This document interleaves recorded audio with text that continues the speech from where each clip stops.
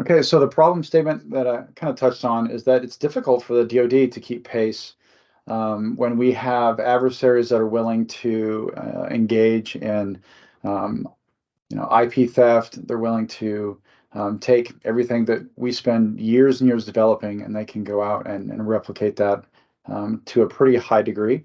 And so we're also dealing with enemies that would get crushed if we go toe to toe, tank to tank or plane to plane.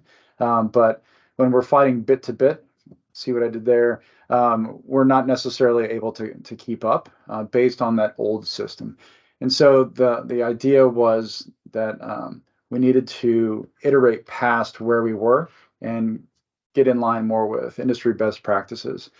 And on top of all that, with the fiscal restraints and everything that's going on in the world over the last 10 years or so, DoD was asked to do more with less, and to have it done yesterday. And so it's a very difficult learning curve to deal with.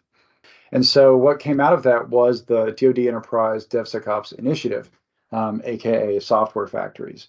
And so the intent of the initiative, and I'm not saying that all this was met, but the intent was, as you see here, to increase our competitive advantage globally by delivering apps rapidly and securely, being able to reduce our authority to operate timelines by having inherited controls, those NIST controls for cybersecurity between different applications, between platforms, and then also to be able to access a variety of environments to include across the enterprise, but also cloud, disconnected,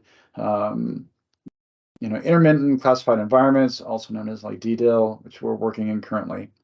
So that was all the intent of Software Factory.